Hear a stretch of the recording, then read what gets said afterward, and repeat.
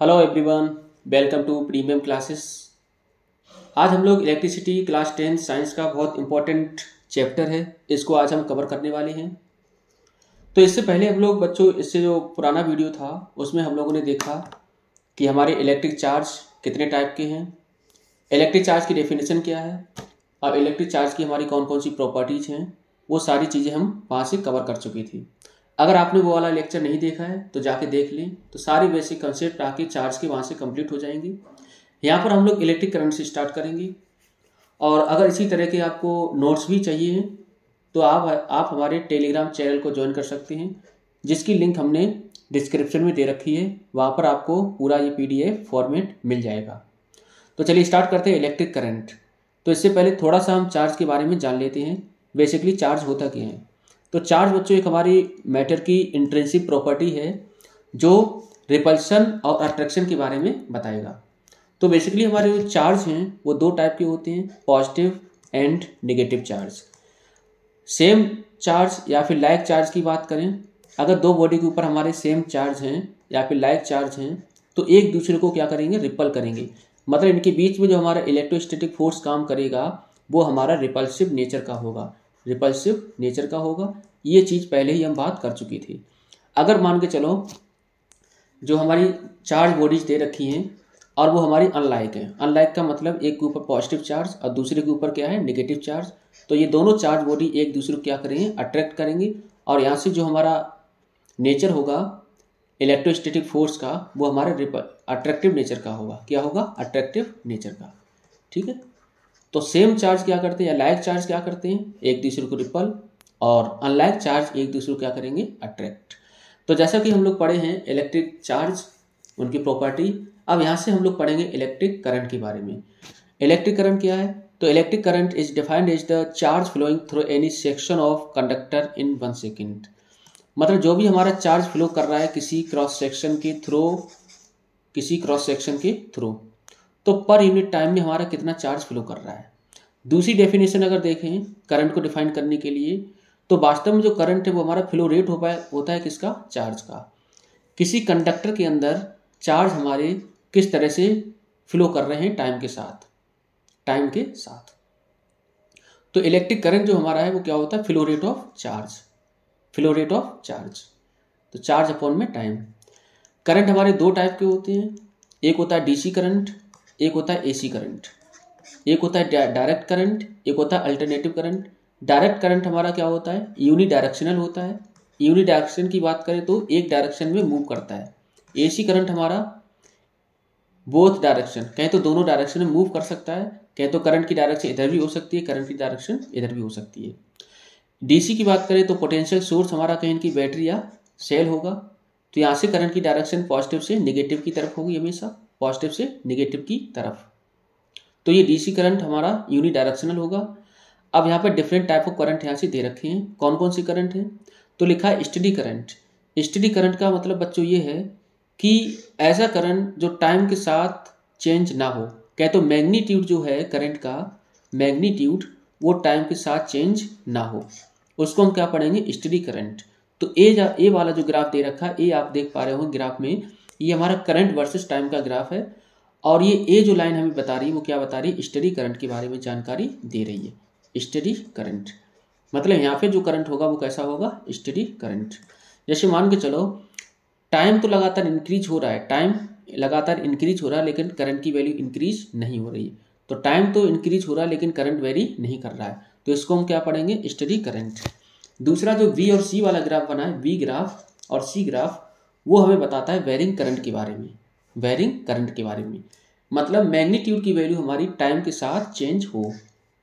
तो यहाँ पर V वाला ग्राफ और C वाला ग्राफ, तो टाइम के साथ लगातार करंट क्या हो रहा है, चेंज हो रहा है। टाइम को इंक्रीज करा रहे हैं तो करंट भी क्या हो रहा है, इंक्रीज हो रहा है। वही अगर C वाले ग्राफ की बात करें तो C वाले ग्राफ में टाइम इंक्रीज हुआ, करंट इंक्रीज हुआ, टाइम इंक्रीज हुआ, करंट इंक्रीज हुआ। लेकिन ये वाला ग्राफ हमारा यूनिफॉर्म नहीं है। B वाला ग्राफ यूनिफॉर्म है क्योंकि बिल्कुल एक स्ट्रेट लाइन है। C वाले ग्राफ की तरफ देखें तो ये यूनिफॉर्म नहीं है।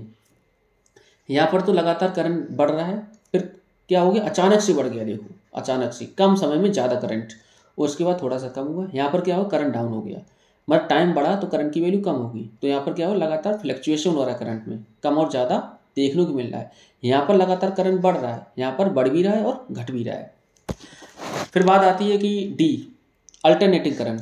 तो डी वाला ग्राफ जो बना है ये वाला बच्चों, इसको हम पढ़ते हैं साइन ग्राफ। क्या पढ़ते हैं? Sine graph. अब ये साइन ग्राफ क्या है, ये डिटेल लेक्चर आपको 12th क्लास में मिलेगा। ठीक है, 12th क्लास में एसी करंट के बारे में पूरा दे रखा है, पूरा एक चैप्टर है। लेकिन फिर भी जान लो, ऐसा करंट जो दोनों डायरेक्शन में मूव हो। लिखा है हुज मैग्नीट्यूड वेरी, मैग्नीट्यूड तो वेरी करेगा लेकिन continuously and direction changes periodically, मतलब जो डायरेक्शन होगी वो लगातार चेंज होगी। तो ऊपर आप देख पा रहे होंगे, ऊपर की तरफ यहाँ पर जो है वो पॉजिटिव होगा तो यहाँ पर नेगेटिव, यहाँ पॉजिटिव तो यहाँ नेगेटिव। तो करंट हमारा दोनों डायरेक्शन में जा रहा है, पॉजिटिव और नेगेटिव में। तो नीचे नेगेटिव है, ऊपर क्या है, पॉजिटिव। तो ये हमारा होता है साइन ग्राफ। अब ये साइन ग्राफ क्या है, तो थोड़ी जानकारी हम दे देते हैं। अल्टरनेटिव करंट के लिए हमारा आई बराबर होता है I naught sine omega t, I naught sine omega t. अब ये I naught sine omega t क्या है, अगर बच्चों ध्यान से देखें, अगर थोड़ी भी आप लोगों ने मैथमेटिक्स पढ़ी होगी, थोड़ी सी भी अगर मैथमेटिक्स पढ़ी होगी, तो यहाँ पर अगर हम ओमेगा टी की वैल्यू रखें जीरो, ओमेगा टी की वैल्यू रखें जीरो, तो यहाँ से साइन जीरो की वैल्यू कितनी होगी बच्चों, जीरो। तो शुरुआत में जब ओमेगा टी हमने रखा जीरो, तो एक पूरा हमारा ऑसिलेशन का कंप्लीट होगा, यहाँ से स्टार्ट हो और यहाँ पर खत्म हो जाए। तो एक साइकिल हमारी कंप्लीट हो गई, एक साइकिल कंप्लीट हुई। तो यहाँ पर जीरो एंगल, यहाँ 90 डिग्री, यहाँ पर 180 डिग्री, और यहाँ पर होगा 270 डिग्री, यहाँ पर होगा 360। इसी तरह से अगर हम 90 डिग्री रखें ओमेगा टी की जगह, तो करंट हमारी मैक्सिमम हो जाएगी, क्योंकि 90 की वैल्यू क्या होती है, 1। उसके बाद 180 रखेंगे तो साइन 180 की वैल्यू होती है 0। उसके बाद 270 रखेंगे, 270 की वैल्यू होती है -1, 360 की वैल्यू होती है 0। तो इस तरह से हमारा क्या होता है, करंट चेंज करता है डायरेक्शन को। आगे आते हैं, ऐसा ही यूनिट ऑफ इलेक्ट्रिक चार्ज, जैसा कि हम लोग पढ़ चुके थे, इलेक्ट्रिक चार्ज की ऐसा यूनिट क्या है, कूलम। ऐसा यूनिट ऑफ टाइम, टाइम की ऐसा यूनिट बनेगी सेकंड। इसी तरह से हमारी इलेक्ट्रिक करंट की ऐसा यूनिट क्या बनेगी, कूलम पर सेकंड, जिसको हम पढ़ते हैं एम्पियर। क्या पढ़ेंगे, एम्पियर। ये एम्पियर किसके नाम पे रखा गया है, तो एक हमारे फ्रेंच साइंटिस्ट थे जिनका नाम था एंड्रे मैरी एम्पियर, उनके नाम पर ये एम्पियर रखा गया है। उसके बाद हम प्रॉपर्टी पढ़े थे चार्ज की। तो चार्ज की प्रॉपर्टी में एक बहुत इंपॉर्टेंट प्रॉपर्टी थी जिसको हम पढ़ते हैं quantization of charge, quantization of charge. अभी क्वांटाइजेशन ऑफ चार्ज क्या है, तो किसी भी बॉडी पर अगर चार्ज है, तो मान के चलो ये वाली बॉडी पर हमारा क्यू चार्ज है। अब ये क्यू चार्ज हमारा किसके बराबर होगा, तो प्लस माइनस एन इंटू ई के बराबर होगा। ई क्या है, ई हमारा होता है स्मॉलेस्ट चार्ज। किसी बॉडी पर हमारा जो कम से कम चार्ज होगा उसको हम पढ़ते हैं स्मॉलेस्ट चार्ज, या फिर दुनिया में सबसे छोटा जो चार्ज होगा वो हमारा फंडामेंटल चार्ज होगा, उसको हम पढ़ते हैं 1 इलेक्ट्रॉन के चार्ज के बराबर। मतलब 1 इलेक्ट्रॉन के ऊपर जो चार्ज होगा वही हमारा क्या होता है, स्मॉलेस्ट चार्ज, और या कहें तो फंडामेंटल चार्ज, या फिर फंडामेंटल। तो किसी बॉडी पर अगर चार्ज है तो हमेशा मल्टीपल इंटीग्रल होगा किसका, स्मॉलेस्ट चार्ज का। तो अगर मान के चलो किसी बॉडी पर 1 कूलम का चार्ज है, 1 कूलम, तो यहाँ पर आपको नंबर ऑफ इलेक्ट्रॉन फाइंड करने हैं, नंबर ऑफ इलेक्ट्रॉन फाइंड करने हैं। तो क्यू बराबर लगा देंगे एन इंटू में ई, एन बराबर लिखेंगे क्यू अपॉन में ई। क्यू की वैल्यू हमें दे रखी है कितनी, 1, ई की वैल्यू है 1.6 इंटू 10 की पावर -19, तो यहाँ से आएगा 6.25 इंटू 10 की पावर 18 इलेक्ट्रॉन, 10 की पावर 18 इलेक्ट्रॉन। मतलब इतने नंबर ऑफ इलेक्ट्रॉन इसके ऊपर प्रेजेंट है, इतने। मतलब अगर बॉडी पर, किसी बॉडी पर 1 कूलम का भी चार्ज है तो वहाँ पर नंबर ऑफ इलेक्ट्रॉन कितने होंगे, 6.25 इंटू 10 की पावर 18 कूलम, केवल 1 कूलम की चार्ज पे। तो इतने नंबर ऑफ इलेक्ट्रॉन है। तो कहने की जो कूलम है वो बहुत बड़ी यूनिट है, लार्ज यूनिट। तो इससे छोटी यूनिट हमारी क्या बनेगी, इनफैक्ट लिखा है इज वेरी हाई चार्ज, मतलब 1 कूलम हमारा बहुत ज़्यादा बड़ा चार्ज है, क्योंकि 1 कूलम चार्ज है, उसके अंदर नंबर ऑफ इलेक्ट्रॉन कितने, इतने, थैला भर के। अब therefore there is express in smaller unit. छोटी यूनिट हमारी कौन कौन सी होंगी, तो लिखा है मिली कूलम। मिली कूलम 10 की पावर -3 कूलम के बराबर होगा। माइक्रो कूलम 10 की पावर -6 कूलम के इक्वल होगा। इसी तरह से करंट को हम डिफाइन कर सकते हैं, एक्सप्रेस कर सकते हैं, मिली एम्पियर 10 की पावर -3 एम्पियर, माइक्रो एम्पियर 10 की पावर -6 एम्पियर। क्लियर। अब अच्छी बात करते हैं कन्वेंशनल करंट। तो कन्वेंशनल करंट क्या होता है? Conventional current is the current who direction is along the direction of motion of positive charge under the action of electric field. तो ये हमारा कोई इलेक्ट्रिक फील्ड दे रखा है, तो जिधर हमारे पॉजिटिव चार्ज का मोशन होगा उधर ही करंट का डायरेक्शन होगा। ये चीज़ पहले हम पढ़ चुके हैं। या जिधर हमारे नेगेटिव चार्ज का डायरेक्शन है उसके अपोजिट क्या होगा? करंट का डायरेक्शन। तो conventional current due to motion of electron is in the direction opposite to that of motion of electron. तो इलेक्ट्रॉन के मोशन के हमेशा अपोजिट क्या होगा? करंट। तो इलेक्ट्रॉन हमारे इधर जा रहे हैं, करंट की डायरेक्शन इधर है। पॉजिटिव चार्ज हमारे इधर जा रहे हैं तो करंट की डायरेक्शन इधर है। पॉजिटिव चार्ज की डायरेक्शन में होगा करंट और नेगेटिव चार्ज के अपोजिट डायरेक्शन में होगा करंट। क्लियर? नेक्स्ट, तो ये बच्चों बहुत इंपॉर्टेंट चैप्टर है और ध्यान से आपके सारे नोट्स कंप्लीट हो जाएंगे। अब बात करते हैं इलेक्ट्रिक सर्किट के बारे में। इलेक्ट्रिक सर्किट क्या है? ए continuous and close path of electric current is called a electric circuit. तो एक हमारा कंटिन्यूअस और क्लोज पाथ हो जिसमें इलेक्ट्रिक करंट फ्लो करे उसको हम क्या पढ़ेंगे? Electric circuit.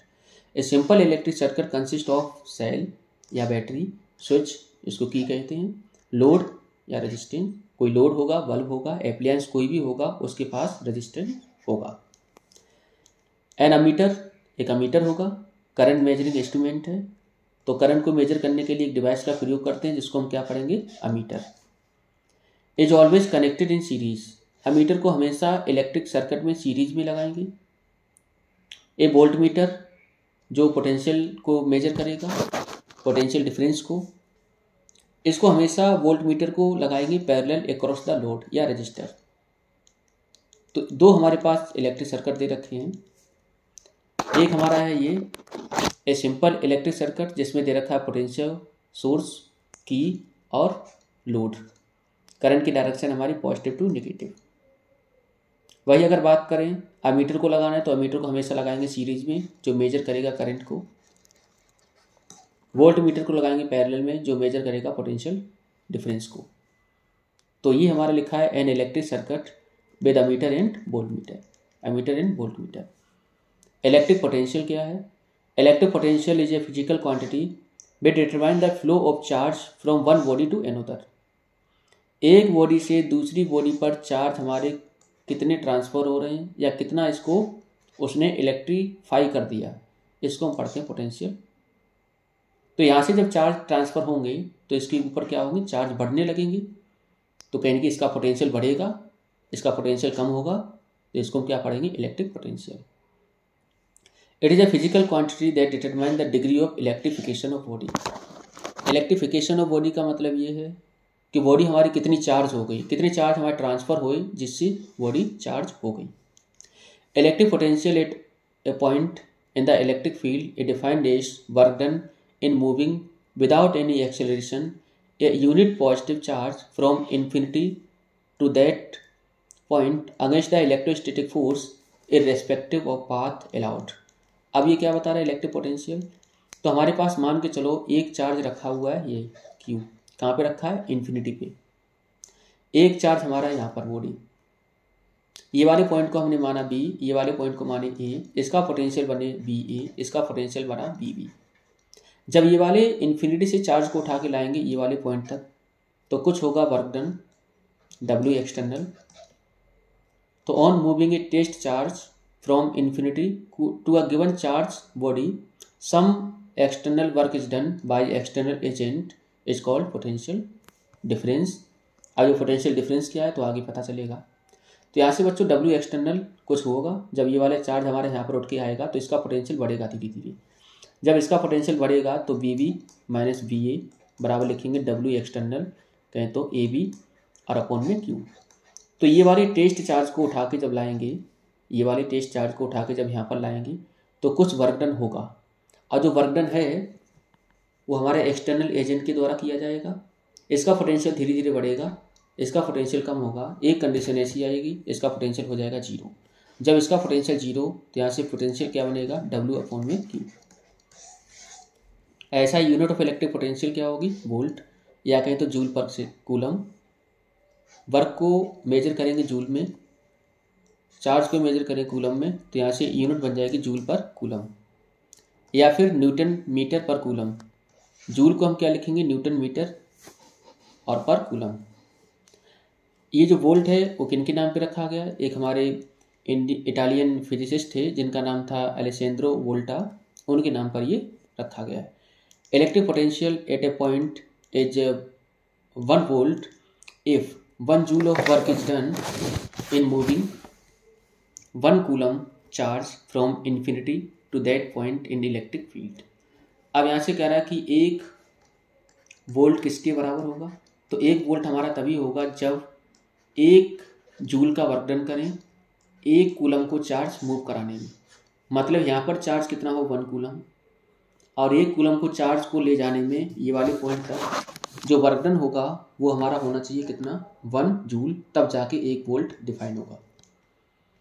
Electric potential difference क्या है, तो जैसा कि बच्चों हम बता चुके थे, 2 हमारे पास बॉडी है, यहाँ से लेके यहाँ तक जब चार्ज लेके आएंगे तो यहाँ पर चार्ज हमारा है Q, इसका पोटेंशियल क्या है A, इसका पोटेंशियल है B, ठीक। तो जब इसको उठा के यहाँ पर लेके आएंगे तो इसका पोटेंशियल धीरे धीरे बढ़ेगा, तो यहाँ से पोटेंशियल डिफरेंस क्या बनेगा, VV माइनस VA बराबर WAV, W external from point A to B upon में test charge. Electric potential and potential difference are scalar quantity, दोनों हमारी स्केलर क्वांटिटी हैं, कहें तो इनके पास डायरेक्शन नहीं है। Electric potential at infinity is 0, electric potential की वैल्यू इन्फिनिटी पे कितनी होती है, 0।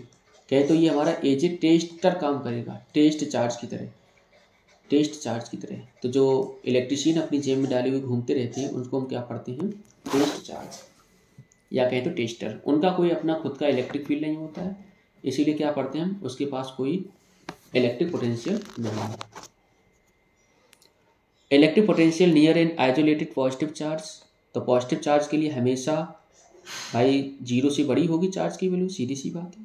CGS यूनिट की बात करें इलेक्ट्रिक पोटेंशियल, स्टेट वोल्ट, तो कूलम जो है, कूलम वो ऐसा यूनिट है चार्ज की।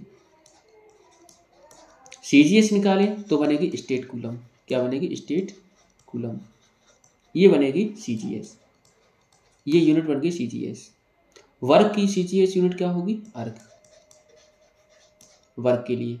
पोटेंशियल डिफरेंस क्या होगा, वर्क अपॉन में चार्ज, तो अर्ग अपॉन में स्टेट कूलम, तो अर्ग अपॉन में स्टेट कूलम, अर्ग upon state coulomb. Ohm's law की बात कर लेते हैं।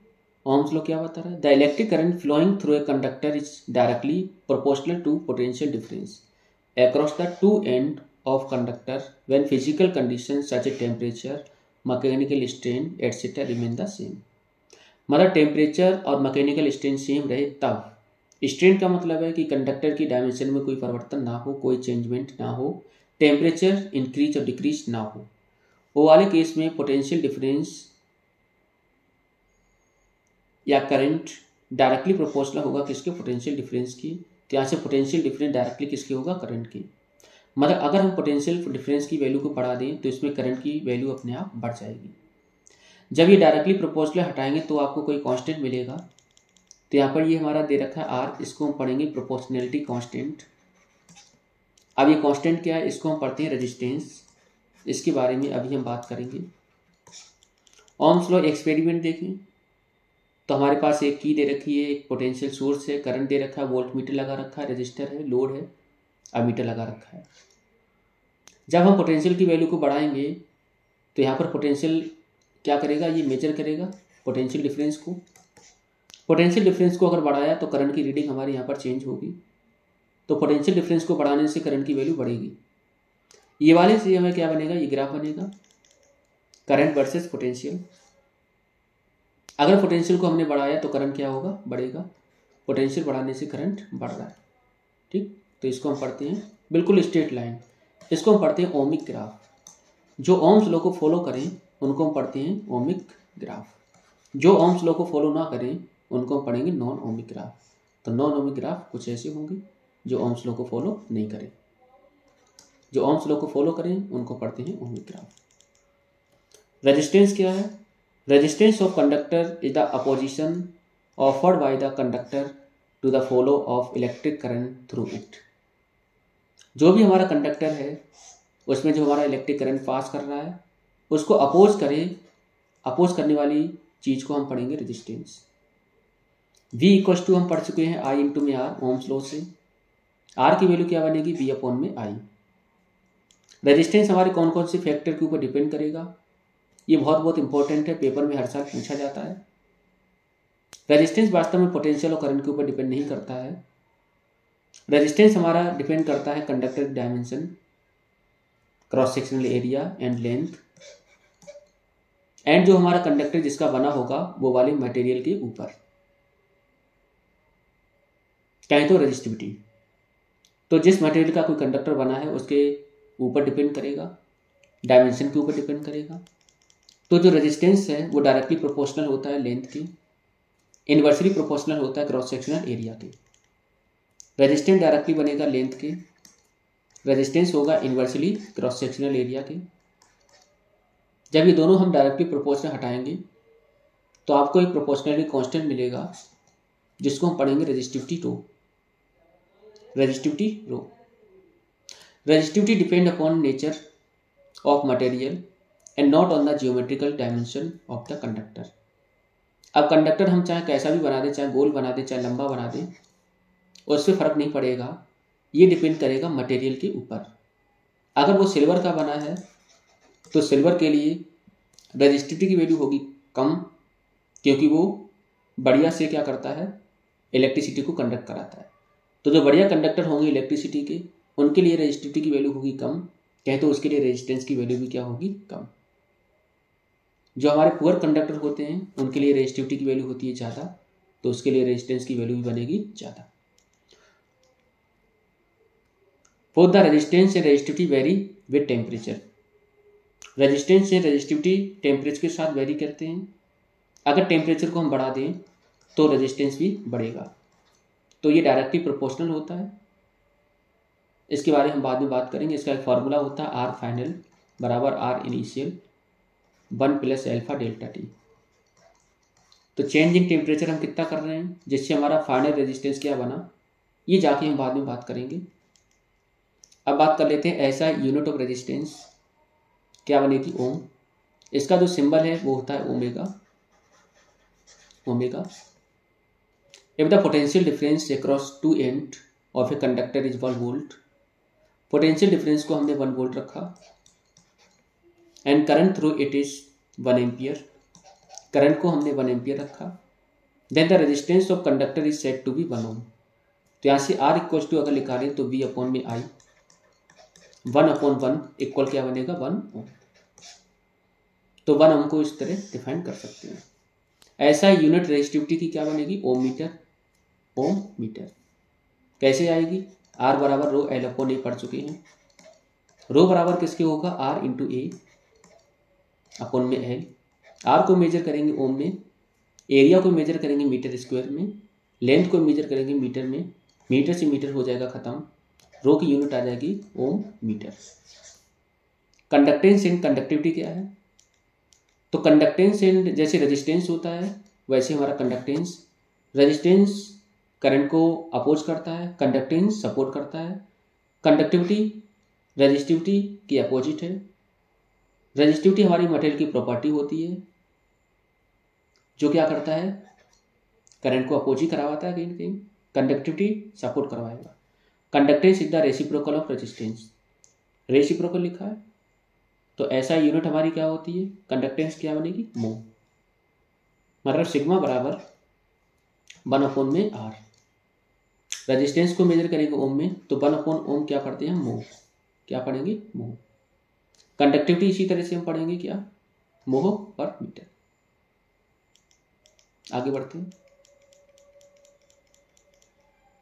Resistance of A system of register, तो जो हमारा ग्रुपिंग होगा रजिस्टर का वो किस तरह से होगा, तो 2 टाइप के होते हैं, एक हमारा होगा सीरीज, एक होगा पैरेलल।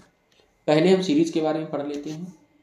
रजिस्टर्स इन सीरीज, तो हमारे पास 3 रजिस्टर हैं, R1, R2, R3, तीनों को लगा रखा है सीरीज में। सीरीज कॉम्बिनेशन में करंट की वैल्यू रहती है हर एक के क्रॉस सेम, तो जो करंट की वैल्यू हमारी यहाँ पर होगी वही करंट यहाँ फ्लो करेगा, उतना ही करंट यहाँ होगा, उतना ही करंट यहाँ होगा। पोटेंशियल डिफरेंस होता है डिवाइड, इधर V1, इधर V2, इधर V3 मान लिए, क्योंकि टोटल पोटेंशियल जो बनेगा, total potential V equals to V1 plus V2 plus V3। Ohm's law के अकॉर्डिंग हम देखें, अगर ये वाली सर्किट को हम रिड्यूस करें तो रिड्यूस करने के बाद टोटल जो हमारा R इक्विवेलेंट होगा वो ये बना R equivalent, total potential V, total current I। ये R इक्विवेलेंट वो वैल्यू होगी जो तीनों रजिस्टर की जगह पर अकेला काम करेगा। तीनों को हटा दें तो ये अकेला काम करेगा। इसकी वैल्यू किसके बराबर होगी वो आपको फाइंड करनी है। Total potential V equals to V1 plus V2 plus V3, तो हमने यहाँ पर लिख दिया। इसके लिए हमारा क्या बनेगा, टोटल पोटेंशियल ओम्स लॉ से I इंटू आर पढ़े थे, तो I इंटू में R इक्विवेलेंट। इसी तरह से इसके क्रॉस हम निकालें V1, तो V1 बराबर मिलेगा I इंटू R1। इसके क्रॉस V2 बराबर I इंटू R2। इसके क्रॉस बनेगा I इंटू R3। V1 की वैल्यू पता, V2 की वैल्यू पता, V3 की वैल्यू पता, V हमें पहले से पता। टोटल हमारा जो पोटेंशियल बनेगा I इंटू आर इक्विवेलेंट बराबर I into R1 plus I into R2 plus I into R3। यहाँ से हम I ले लेंगे कॉमन। I को कॉमन लेने के बाद I से I ख़त्म कर देंगे, तो यहाँ से R1 plus R2 plus R3।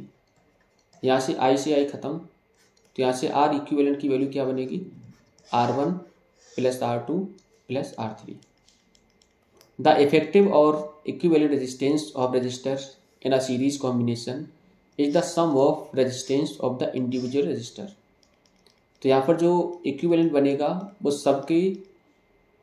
सबको जोड़ने के बाद बनेगा। इफेक्टिव और जो हमारा इक्विवेलेंट रेजिस्टेंस होगा सीरीज कॉम्बिनेशन में हमेशा ग्रेटर देन होगा ग्रेटेस्ट ऑफ देम, जिनमें मान के चलो हमारे पास 3 रजिस्टर है R1, R2, R3। R equivalent की वैल्यू हमेशा R1 से भी ज़्यादा होगी, R2 से भी ज़्यादा होगी, R3 से भी ज़्यादा होगी, कहें तो तीनों में जो बड़ा है उससे भी ज़्यादा होगी। पैरेलल कॉम्बिनेशन की बात कर लें, 3 रजिस्टर हमारे पास दे रखे हैं, एक का रेजिस्टेंस R1, दूसरे का R2, तीसरे का R3। इसको हमने एक पोटेंशियल सोर्स से जोड़ रखा है V। यहाँ से करंट की वैल्यू निकली कितनी I, टोटल करंट हमारे पास है I। इसको अगर रिड्यूस करें तो हमारा एक बनेगा ये सर्किट जिसमें टोटल पोटेंशियल हमारा है V, करंट है I और टोटल रेजिस्टेंस क्या बनेगा R इक्विवेलेंट। R इक्विवेलेंट ये तीनों की जगह पर काम करेगा। तीनों रजिस्टर हटा के एक लगा दें, उसको हम पढ़ेंगे R इक्विवेलेंट। आपको R इक्विवेलेंट की वैल्यू फाइंड करनी है। तो यहाँ से पोटेंशियल डिफरेंस हर एक रजिस्टर के अक्रॉस रहेगा सेम, करंट की वैल्यू होगी डिवाइड। टोटल करंट हमारे पास दे रखा I इधर जाने के बाद इधर I1 डिवाइड हो गया, इधर I2, इधर I3। टोटल तीनों को मिलाएंगे तो आपको फिर से क्या मिलेगा I। तो यहाँ से टोटल करंट जो मिलेगा I equals to I1 plus I2 plus I3।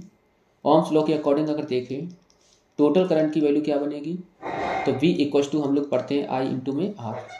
I बराबर बनेगा V अपॉन में R। तो यहाँ से टोटल करंट I बराबर V अपॉन में R इक्विवेलेंट। इसी तरह से अगर निकालें I1 की वैल्यू तो I1 बराबर मिलेगा V अपॉन में R1। इसी तरह से I2 V अपॉन R2, इसी तरह से I3 V अपॉन R3। ये तीनों करंट की वैल्यू आपको पता चल गई। तो यहाँ से वैल्यू उठा के रखेंगे I equals to I1 plus I2 plus I3, V upon R equivalent बराबर V upon R1 plus V upon R2 plus V upon R3। V ले लेंगे कॉमन, कॉमन लेके इसको काट देंगे। 1 अपॉन R इक्विवेलेंट क्या बनेगा, 1 upon R1 plus 1 upon R2 plus 1 upon R3। ये आपका R इक्विवेलेंट आ गया। द रेसिप्रोकल ऑफ इफेक्टिव और equivalent resistance of resistor in parallel combination is the sum of reciprocal of resistance of the individual resistor. तो यहाँ से जो भी इक्विवेलेंट रजिस्टर होगा उसका रेसिप्रोकल बराबर होगा रेसिप्रोकल ऑफ इंडिविजुअल रजिस्टर। तो हमारे इंडिविजुअल रजिस्टर कौन कौन से हैं, R1, R2, R3, इनका सबका रेसिप्रोकल करके सम कर दो, वो हमारा बनेगा reciprocal of equivalent resistance. Effective resistance या equivalent resistance of resistor in parallel combination is smaller than smallest of them.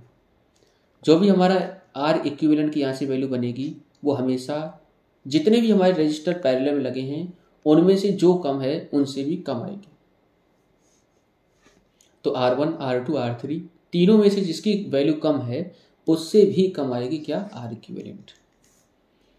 बात करते हैं heating effect of current, joules law, बहुत बहुत important. When an electric current is pass through a conducting wire, जब electric current किसी conducting wire से पास करे, the electrical energy is converted into heat energy. Electric energy हमारी heat energy में convert हो जाएगी, कुछ हमारी लाइट एनर्जी में भी कन्वर्ट होगी। This effect is called heating effect of electric current. तो जिसकी वजह से वो हमारा हीट हो रहा है कोई इलेक्ट्रिक एप्लायंस, उसको हम पढ़ेंगे heating effect. It is also called Joule's heating. Joule's law क्या बता रहा है, जो भी हमारी हीट होगी वो डायरेक्टली प्रोपोर्शनल होगी करंट के स्क्वायर की।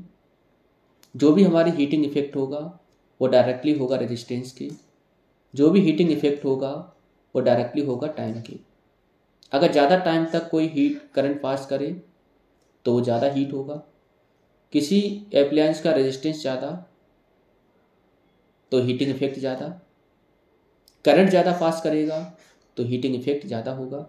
अगर यही वैल्यू को आपको कैलोरी में कन्वर्ट करनी है तो आप जूल से डिवाइड कर देंगे, कैलोरी में वैल्यू आ जाएगी। हमारे कॉज क्या है हीटिंग इफेक्ट के, cause of heating effect of current. When a battery is connected to a end of conductor, जब बैटरी को किसी कंडक्टर के एंड से हमने जोड़ दिया, मान लो ये कंडक्टर है हमारा, ठीक। Electric bulb is setup, electric bulb हमने लगा दिया। The free electron move in the direction opposite to the field. इसके अंदर अब फ्री इलेक्ट्रॉन हमारे मूव करना स्टार्ट हो जाएंगे, जो हमेशा इलेक्ट्रॉन की फ्लो के अपोजिट होंगे। इलेक्ट्रॉन अगर इधर जा रहे हैं तो इलेक्ट्रिक करंट इधर जाएगा, चाहे तो करंट की डायरेक्शन अपोजिट होगी। दे अंडरगोज कॉलिजन, और लगातार कॉलिजन होता रहेगा। कॉलिजन का मतलब दोनों की वेलोसिटी चेंज होती रहे, कहते टकराते रहेंगे लगातार। With a positive ion and atom of conductor, तो एटम ऑफ कंडक्टर और पॉजिटिव आयन के साथ वो टकराएंगे। The average kinetic energy of vibration of the ion and the atom increase. उसके बाद काइनेटिक एनर्जी इंक्रीज होगी।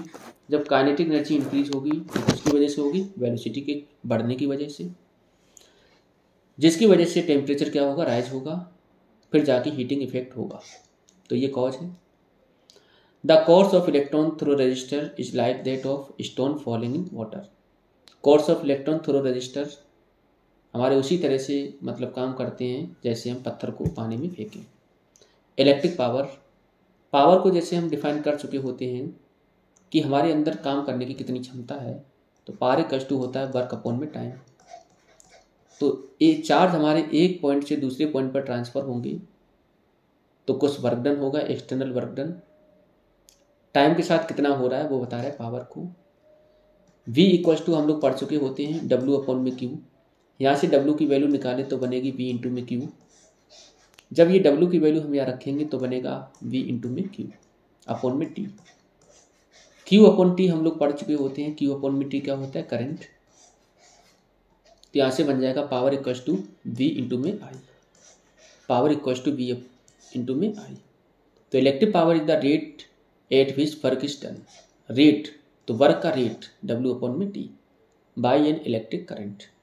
अगर इसको आपको चाहिए in term of current and resistor तो क्या मिलेगी, तो V इक्वल्स टू हम लोग पढ़ चुके होते हैं I इंटू में R। V की जगह पर जब हम रखेंगे IR तो P बराबर मिलेगा I इंटू में R इंटू में R। तो यहाँ से हो जाएगा अच्छा V, तो यहाँ पे I तो बनेगा I स्क्वायर इंटू में R। तो पावर का एक फॉर्मूला बनेगा I स्क्वायर इंटू में R। अगर आपको चाहिए ये इन term of potential difference and resistance तो करंट को आपको गायब करना होगा। तो यहाँ से करंट की वैल्यू क्या मिलेगी, I बराबर V अपॉन में R। तो यहाँ से I की जगह रखेंगे V अपॉन R तो P बराबर मिलेगा V स्क्वायर अपॉन में R स्क्वायर इंटू में R। तो R से R खत्म तो बनेगा V square upon R। Clear. ऐसा यूनिट ऑफ पावर की बात करें तो क्या होगी, वाट। क्या होगी, वाट। अदर यूनिट क्या होंगी, अच्छा वाट हमारा किसके इक्वल होगा, तो जूल पर सेकंड के इक्वल होगा। वर्क को मेजर करेंगे जूल में, टाइम को मेजर करेंगे सेकंड में, जूल पर सेकंड को ही क्या पढ़ेंगे, वाट। इसके अलावा भी यूनिट होंगी किलोवाट, 1 किलोवाट होगा 1000 वाट के बराबर। HP हॉर्स पावर जो किसके इक्वल होगा 746 वाट के। इलेक्ट्रिक एनर्जी की बात कर लेते हैं। तो जैसा हमारा वर्क डन ऊपर निकला था वही हमारा कहने की एक इलेक्ट्रिक एनर्जी का ही फॉर्म है। Electric energy is the total work done by electric current in given time. तो गिवन टाइम में टोटल वर्क डन कितना हो रहा है उसको हम क्या पढ़ेंगे, electric energy. Power equal to हम लोग पढ़ चुके थे W/T। तो यहाँ से W बराबर क्या मिलेगा, पावर इंटू में T। और जो वर्क डन है वही क्या होगा, एनर्जी।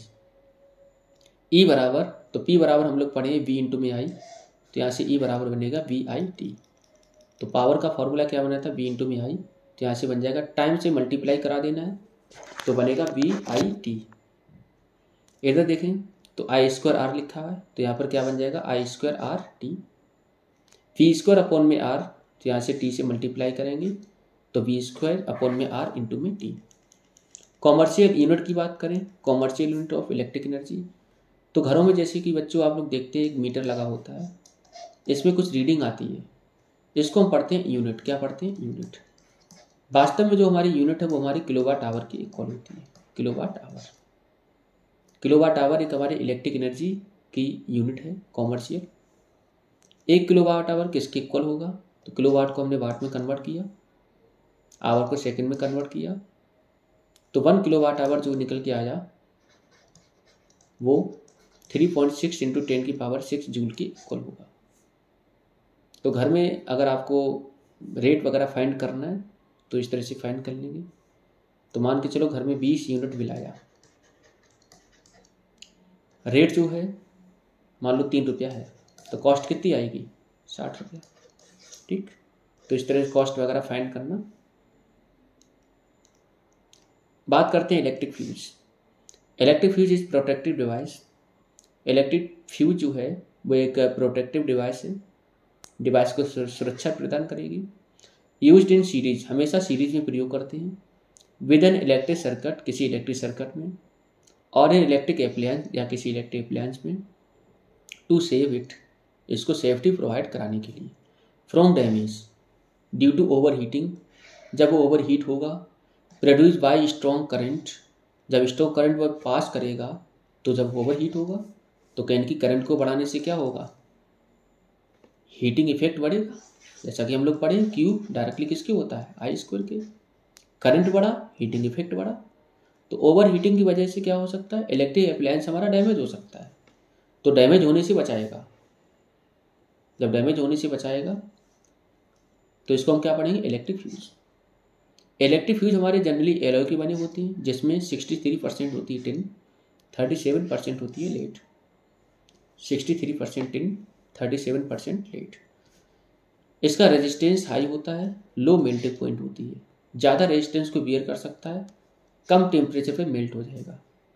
तो जब भी घरों में करंट वगैरह आता है या फॉल्ट वगैरह हो जाए, ओवर हीट हो जाए, ज़्यादा करंट आ जाए, हाई वोल्टेज हो जाए, जितने फ्यूज लगे होते उड़ जाते हैं। तो कहीं कि हमारे जो इलेक्ट्रिक अप्लायंस है उसको सेफ्टी प्रोवाइड करा दिया। अगर ये हमारे फ्यूज का प्रयोग ना करे होते तो हमारे इलेक्ट्रिक अप्लायंस भी डैमेज हो जाते। Electric heating appliance use nichrome wires.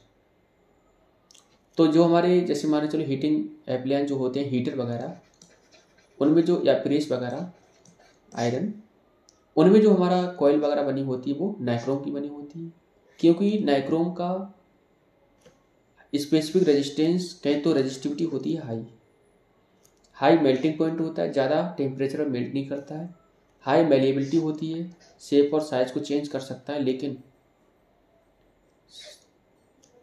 It has not easily oxidise, आसानी से ऑक्सीडाइज नहीं होगा।